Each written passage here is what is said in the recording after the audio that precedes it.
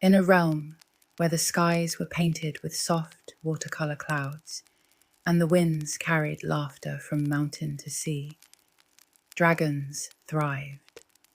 The dragon realms, they were called, vast lands divided into 5 beautiful homeworlds, each pulsing with its own kind of magic.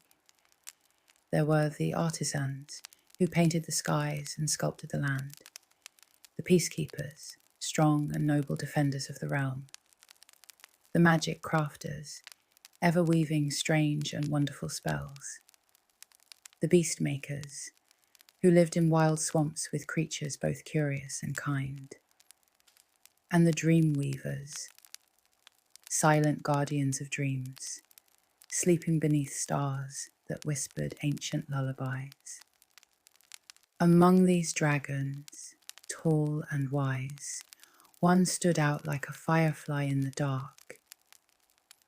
He was small, young, and unlike any dragon ever seen before. Spyro was purple. No one really knew what it meant, that colour, but it shimmered like twilight and glowed brighter under the moon. And Spyro. He didn't care much about prophecies or ancient scrolls. He liked flying fast, breathing little puffs of fire, and getting into trouble. Elder dragons often found him underfoot, zipping around on tiny wings, knocking over scroll racks, or sneaking into treasure chambers. His grin was lopsided and full of mischief, his heart loud with laughter. They'd sigh and shake their heads, but they couldn't help but smile. For even in his chaos, Spyro's spirit was warm. And always beside him, hovering close, wings fluttering like sunlit petals, was Sparks. A golden dragonfly, no bigger than a leaf, but full of spark. Spyro's best friend, guardian, and health bar, all rolled into one. The days were peaceful, full of stories by the fire, warm sun on the scales, and long, sleepy flights through glowing skies. But peace is fragile, and sometimes even laughter echoes into silence. It happened on a quiet afternoon. In the artisan world, the dragons had gathered to give an interview for some strange new invention, a television.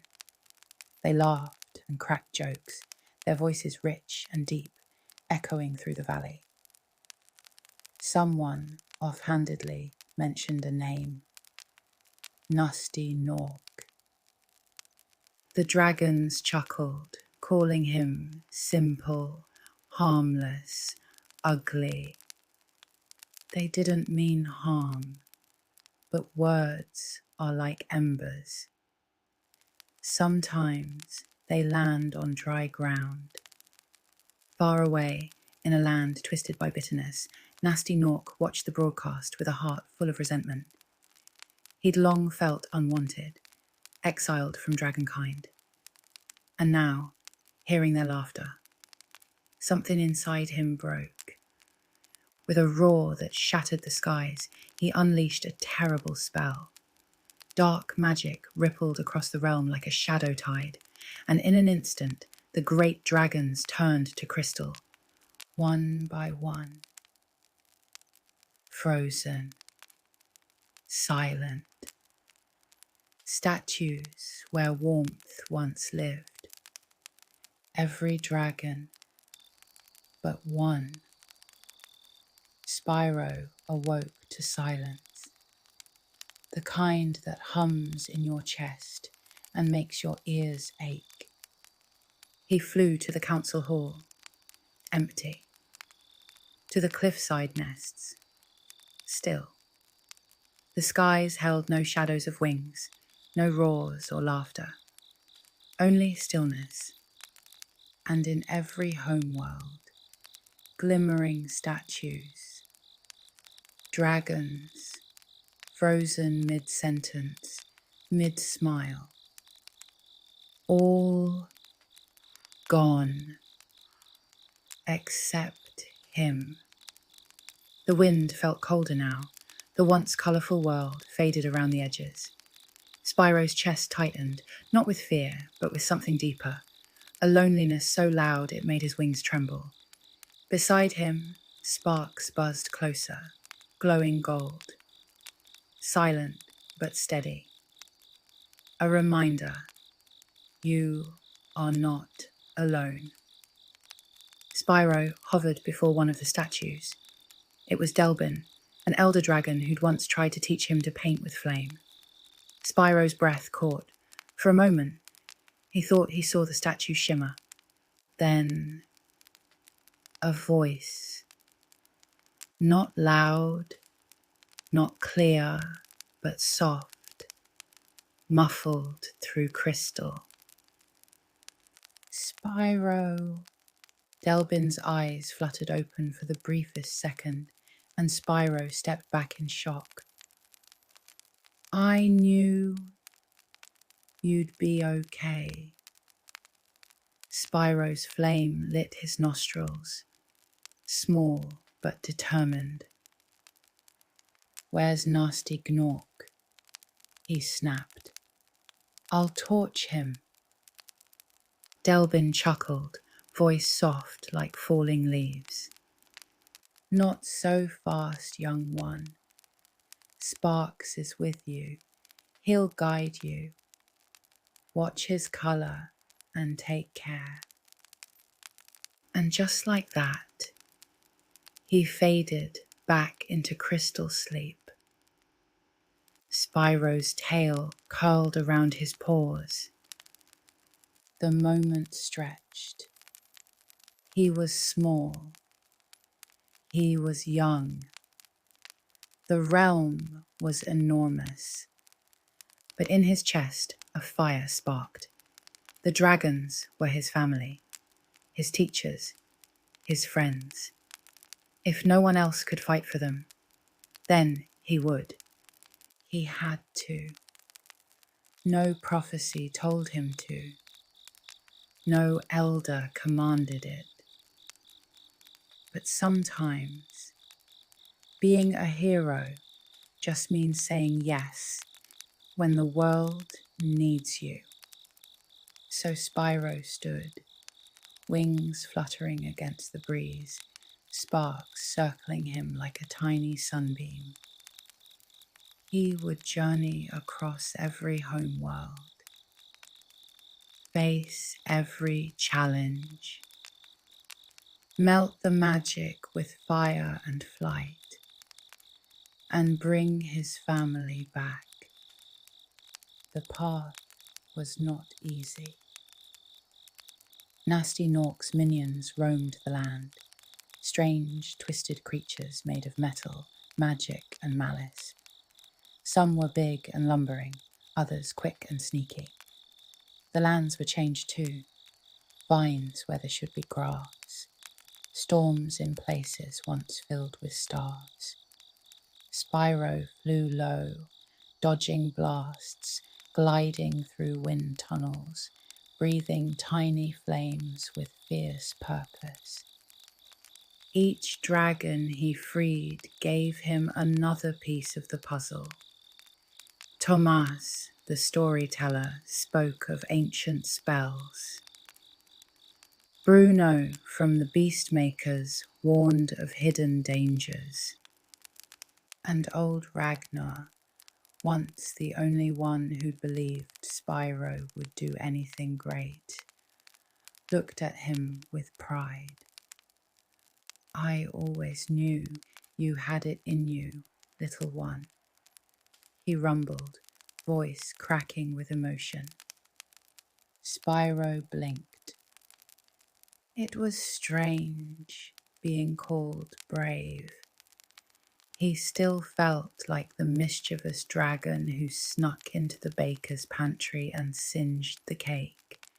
But something inside him had changed. He was still that dragon, But now, his curiosity wasn't just for fun. It was for finding a way forward. His courage wasn't about showing off. It was about showing up. And with Sparks always by his side, changing colour when danger drew close, Spyro began to understand. This wasn't just about defeating nasty Gnorc. It was about healing. Some nights, when the fires dimmed and the world grew quiet, Spyro would land near a cliff or a crystal fountain, Sparks gently glowing beside him. He'd sit there, watching the stars, and he'd miss them. The old dragons, their warm chuckles, their big, booming stories, the smell of smoke and fruitcakes and magic in the air. He missed being a kid, but he never cried. Not because he didn't feel it, but because something in him believed he'd see them again. Every statue he freed made the world a little brighter. Every flight through the wind felt a little lighter. And even in the hardest moments, he never gave up. Because that's the thing about Spyro. He wasn't born brave. He became brave. Step by step, flame by flame. And so the legend began, not with the roar of thunder or the clash of titans, but with a young dragon and his tiny glowing friend, standing alone in a quiet valley, staring down an entire world gone wrong. Spyro didn't have a master plan. He didn't wear a crown. He didn't even have big wings yet. But he had something else. He had heart. And in the dragon realms, that meant more than magic. It meant hope. So, under moonlit skies and glowing stars, with the hush of wind in his ears and the quiet buzz of Sparks beside him, Spyro took to the skies once more. Not to prove anything, not for glory, but for love, for the dragons, for home. And that is how it all began. The smallest dragon in the world became its biggest hero. Soft fire crackles, wind rustles gently in the leaves. The stars blink above like old friends watching from afar. And somewhere, just beyond the trees, a little purple dragon soars again, carrying with him every laugh, every memory, and every dream that once lit the dragon realm. Good night, Nila.